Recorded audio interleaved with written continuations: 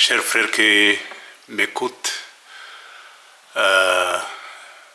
sur cette chaîne Le Sacrifice de Jésus, je te salue au nom de notre Sauveur Seigneur Jésus-Christ. Nous sommes toujours en train de parler du livre des Hébreux. Nous en sommes au chapitre 4 toujours, qu'on peut peut-être terminer aujourd'hui.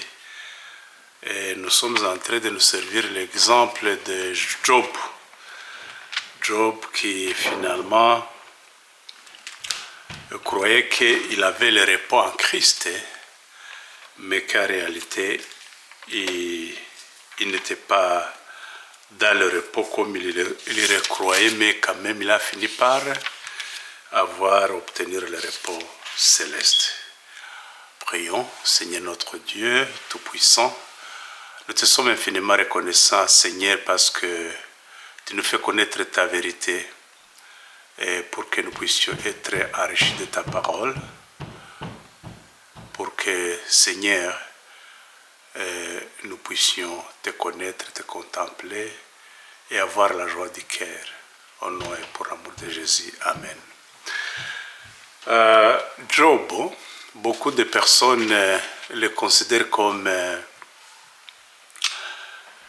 une personne qui est juste, qui est sans tâche. Et d'ailleurs, Dieu lui-même a déclaré que Job est une personne juste, qui est irréprochable, sans tâche. C'est ce qu'il donne comme témoignage. Dans le livre de Job, chapitre 1er, au verset 1er, il est dit « Il y avait une fois au pays d'Ours un homme du nom de Job. Cet homme était irréprochable, droit, fidèle à Dieu et se tenait à l'écart du mal. » Et voilà ce que Dieu a déclaré à Job. Mais en réalité, comme on va le voir au cours de notre étude, en réalité, Job, parce qu'il est descendant d'Adam aussi, il était pécheur comme les autres. Mais personnellement, je crois que ce livre de Job a été mis dans la Bible. C'est un livre très ancien. Pour que justement Job puisse nous servir d'exemple, non pas de la sainteté, de la justice et de la vie irréprochable, mais pour nous dire que même si Job, dans la vie courante, la vie présente, la vie de chaque jour, c'était une personne aux yeux selon toutes les apparences, il était vraiment une personne irréprochable. Mais il avait fait tout pour que justement il ne puisse pas tomber dans le mal. Mais en réalité, même si nous pouvons aller jusqu'au bout, ce n'est pas de notre course, dans cette vie présente, en menant une vie pieuse, mais finalement, si ce n'est pas la mort du Christ, les personnes comme Job, qui mènent des vies pieuses, qui sont des personnes vraiment qui observent la loi de Dieu et évitent le mal, de ne pas pécher, aident les gens, font tout pour que justement ils puissent accomplir de bonnes œuvres. Cela ne suffit pas. Si ce n'est pas le sang de Christ, personne n'aura le ciel. Parce que c'est Jésus qui est le chemin, la vérité et la vie. Donc, ce n'est pas dans Job que ce n'est pas les personnes comme Job qui ont leur propre chemin pour aller au ciel. Voilà comment Job aussi, il avait une nature pécheresse, parce qu'il est tout simplement descendant d'Adam. Job lui-même a dit dans le chapitre 14, au verset 4, quand il est dit « Mais qui peut donc tirer quelque chose de pur de ce qui est impur? Pas un seul être au monde. » Y compris Job donc. Car la durée de vie est limitée pour l'homme. C'est toi qui as fixé le nombre de ce mois. C'est Dieu qui a fixé le nombre de ce mois. Il ne peut dépasser la ligne que tu traces. Donc, on est en train d'attirer notre attention ici pour nous dire que voilà, toute personne est pécheresse, y compris Job. Non pas parce qu'il commet beaucoup de mal, mais parce que justement, il est descendant d'Adam, tout simplement. Sa nature est corrompue, comme toute autre nature de l'homme. Au chapitre 15 du livre de Job, verset 14, Job a dit lui-même qu'un humain, qui est-il donc pour se prétendre pur et oser affirmer qu'il a le droit pour lui? Si Dieu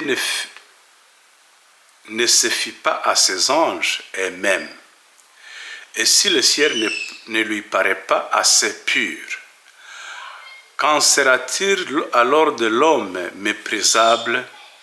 L'homme, quand on parle de l'homme, évidemment, Job aussi est un homme, n'est-ce pas? Job, il est un homme comme vous, comme moi.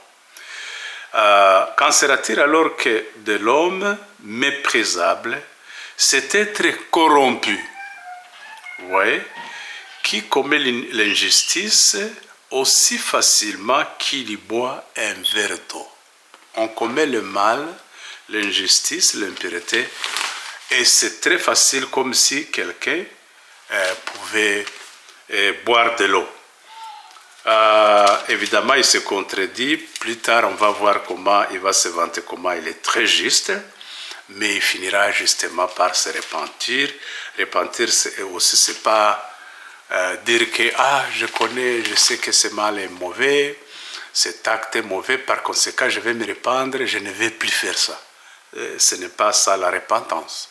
La repentance, c'est justement reconnaître qu'on est impur, on est naturellement mauvais, et comme David, il a dit, je suis mal, je suis pécheur de la conception de ma mère.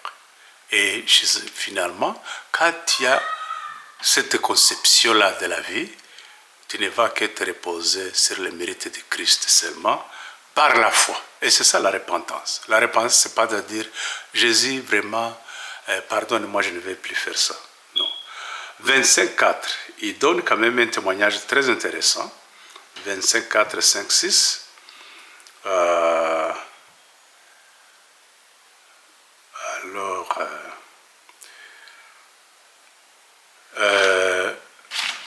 On va d'abord lire 25, c'est pas 19 comme je l'ai dit tantôt. 25, il est dit,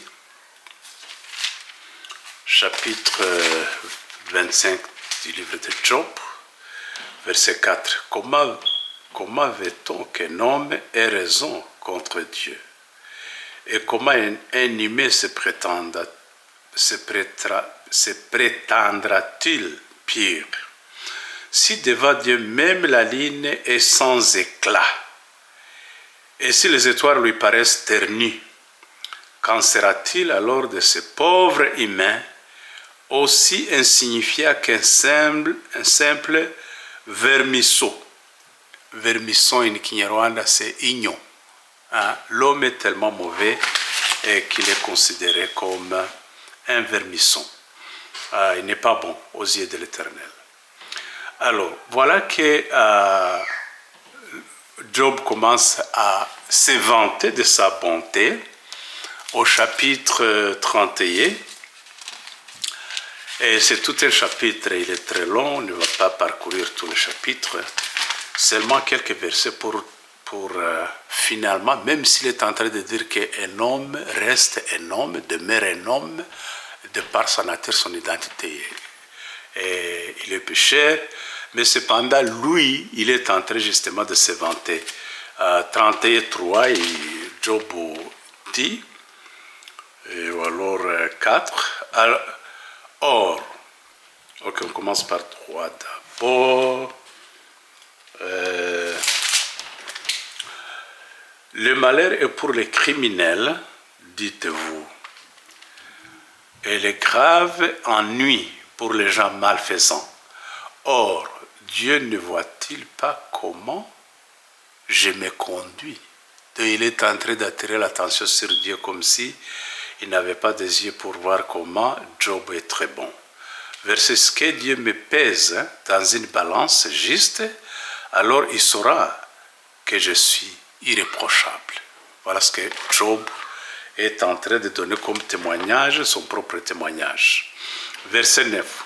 Si mon cœur a cédé à l'attrait d'une femme, ouais, est-ce que Dieu a besoin de faire des balances pour voir si la balance contre le mal pèse contre le bon et le mal? Non. Si mon cœur a cédé, parce qu'il connaît tout dès le commencement, si mon cœur a cédé à l'attrait d'une femme, si je l'ai guetté à la porte voisine, que ma propre femme travaille pour un autre et que tout le monde puisse disposer d'elle. Vous voyez, c'est quelqu'un qui ne peut même pas avoir la convoitise contre la femme alors qu'il est revêtu de la nature comme la nôtre. Que ma propre... Ok, 13. Lorsque mon serviteur ou lorsque ma servante avait un sujet de plainte à me présenter, ai-je tenu pour rien le droit qui est le leur? Hein? C'est quelqu'un qui était même à l'écoute, même de simples serviteurs. Car c'est le même Dieu qui nous a tous formés, qu'ils soient serviteurs ou maîtres, ils sont tous été formés créés par Dieu. Et comme moi, dans le ventre de notre mère. Ai-je jamais dit non aux demandes des faibles? Est-ce que quand les faibles m'ont demandé quelque chose, mes oreilles n'étaient pas à leur écoute? Ai-je jamais dit aux demandes et laissé les yeux de la veuve attendre en vain? Ai-je mangé tout seul un morceau de mon pain sans laisser l'orphelin en avoir une part? Depuis ma jeunesse, j'ai été au contraire comme le père auprès duquel il grandissait et j'ai toujours été un guide pour la veuve. Donc quand vous parcourez le chapitre 31 et beaucoup d'autres endroits, vous allez voir que Job, il est en train de dire combien il est bon, il est irréprochable, il est juste et il est sans mal, sans péché. Chapitre 33, verset 9, c'est ce qui blesse les bancs de l'homme. Quand il s'est dit, quand Job dit, il donne son propre témoignage, moi je suis innocent et non rebelle à Dieu. Je suis pire de tout crime. Hein? En Kinyarwanda on dit nta cyaha ngira. Mais Dieu trouve encore à me faire des reproches. Donc il est en train de reprocher Dieu que, au fait, il trouve Job comme une personne pécheresse alors que lui est une personne sainte. Mais Dieu trouve encore à me faire des reproches. Il me considère comme son ennemi. Il entrave mes pas, il garde l'œil fixé sur tous mes faits et gestes. Vous voyez? Donc au chapitre 34, il s'est dit encore une fois qu'il est vraiment pur et irréprochable. Pourtant, il est tout homme, il est un homme comme les autres, même si vraiment il est un très bon exemple pour cette vie présente à ce qui concerne la conduite et la vie, la pureté de la vie présente. 34,5, chapitre 34, verset 5, voici Job qui déclare, je suis innocent. Vous voyez, encore une fois, mais que Dieu ne tient aucun compte de mon droit, de bon droit. Sur mon bon droit, il ne dit pas la vérité, sans que je sois coupable, il m'a blessé à mort. Quel genre d'homme est Job? Il manie l'insolence aussi facilement qu'il boit un verre d'eau. Donc c'est Elihu qui est en train de le reprocher pour dire qu'il est finalement un homme comme les autres. Mais finalement, quelque part dans le chapitre 35, il est dit que même si Job était en train de commettre le bien, qu'est-ce que ça fait? Qu'est-ce que ça ajoute pour Dieu? 35.6. En 5.6, il est dit, quand tu commets le mal, et c'est à Dieu que tu nuis, lorsque tu multiplies les désobéissances, en quoi cela touche-t-il à Dieu? En rien du tout. Et si tu te conduis comme il attend de toi, et que lui apporte-t-il? Que reçoit-il de toi? Mais le mal que tu fais ou ta bonne conduite affecte seulement tes semblables, les hommes, pas Dieu. Il s'est tellement vanté, c'est pas que Dieu aime le mal, n'aime pas les bonnes œuvres ou faire le bien, mais quand Job était en train de se vanter pour dire de bonnes œuvres, de quoi et de rien, alors Dieu lui a dit, quand tu commets le mal, quand tu fais le mal, ça ne peut que toucher ou affecter ton semblable, pas moi. Alors, voilà que Job, quand même, ce qui est intéressant, il a connu son mal. C'est la raison pour laquelle nous disons que finalement, Job, il n'était pas conscient qu'il était sans repos, mais finalement, il s'est reposé. Il a fini par se reposer, connaître la vérité, quoi. Il a fini le dernier chapitre de Job, il est dit, je ne savais pas que toi, je ne savais pas de toi. Il a confessé qu'il ne connaissait pas Dieu.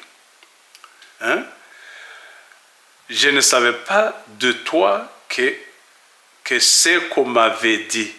Mais maintenant, c'est de mes yeux que je t'ai vu. C'est pourquoi je retire de ce que j'affirmais comme bien, mes ventes et tout ça.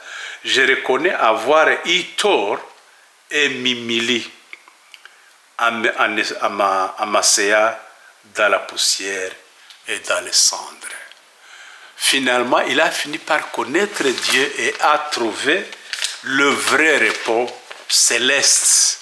Il se croyait qu'il avait le repos parce qu'il était irréprochable, mais réellement, il a fini par céder et a compris qu'il était un pécheur.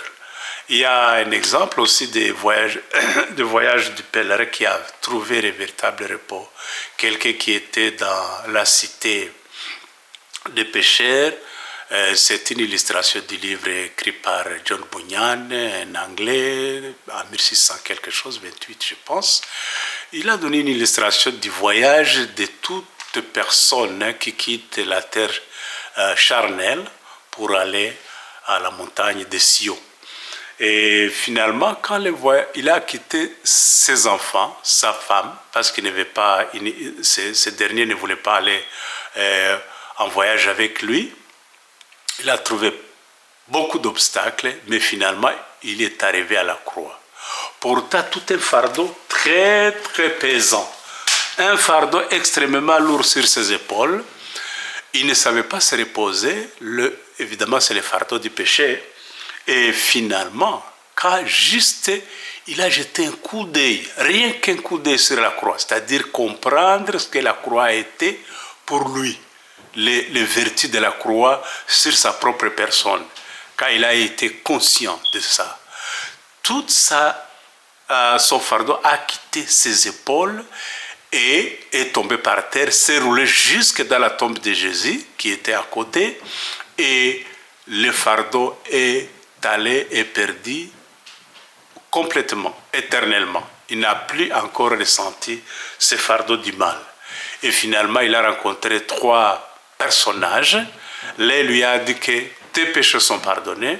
L'autre lui a dit, même s'il est pardonné, il a besoin de la justice pour arriver à la cité céleste, en Sion. Il lui a donné la justice de Dieu, ce que Dieu nous a pardonné, il nous a donné sa justice. Et finalement, en Éphésiens chapitre 1, verset 13, l'autre personnage, le 3e donc, lui a donné une marque. Quand on comprend la vérité, la parole de l'évangile, la bonne nouvelle donc, et qu'on a la foi sur cette bonne nouvelle, Dieu nous donne la marque du Saint-Esprit. C'est tout ce qui nous repose. Ce n'est pas l'accomplissement des bonnes œuvres, ce n'est même pas l'observance de la loi, parce que si Dieu savait qu'il était conscient que nous pourrions accomplir tout ça, la mort de Christ n'était même pas nécessaire. Voilà que ces 2 exemples des chrétiens de Job qui se sont véritablement reposés et qui nous donnent un point final à cette étude, et que Dieu vous bénisse pour que nous puissions tous arriver à la croix et comprendre Dieu comme Dieu. Job a compris Dieu pour que nous puissions recouvrer le véritable repos en Christ. Telle est ma prière pour vous et pour moi, au nom et pour l'amour de Jésus. Amen.